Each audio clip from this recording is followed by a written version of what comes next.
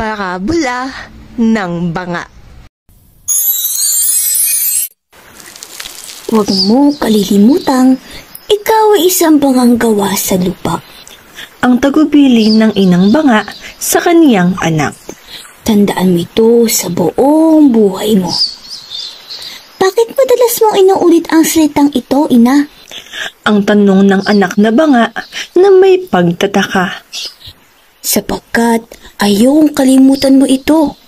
At ikaw ay nararapat na makisalamuha lamang sa ating mga kauring banga.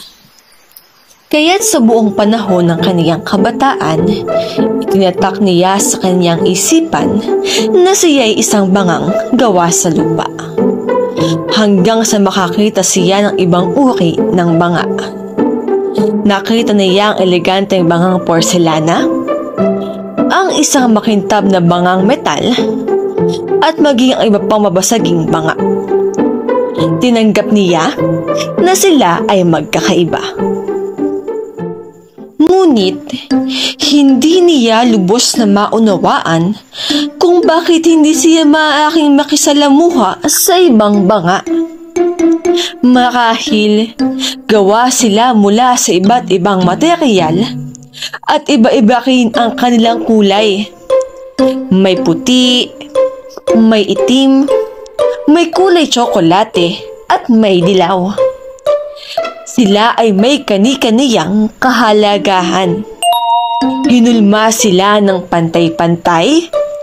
Lahat sila ay ginawa upang maging sisidlan o dekorasyon. Isang araw, isang napakakisig na porselanang banga ang nag-imbita sa kaniya na maligo sa lawa. Noong una, siya'y tumanggi. Nang lumaon, nanaig sa kaniya ang paniniwalang ang lahat ng banga ay pantay-pantay.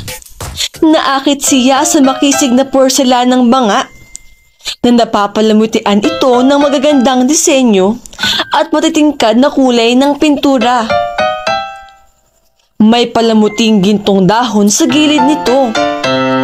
Kakaiba ang kaniyang hugis at mukhang kagalang-galang ang kaniyang tindig.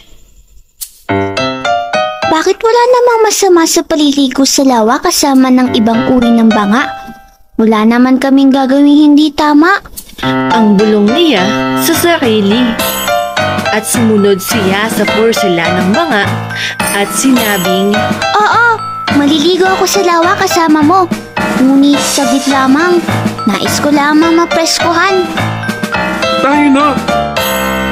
Ang sigaw ng porselanang banga na tuwang-tuwa. Sabay silang lumundag sa lawa at nasarapan sa malamig na tubig. Nakadama sila ng kaginhawahan sa mainit na panahon ng araw na iyon. Nang sila'y lumundag sa tubig, lumikha ito ng mga alon. Ang porselanang banga ay tinangay papalapit sa kaniya. Kahit hindi nila gusto, bigla silang nagbanggaan ng malakas. Isang malaking alon ang humampas mula sa gilid ng lawa. Lumikha ito ng napakalakas na tunog. Ang porselanang banga ay nanatiling buo na parang walang nangyari.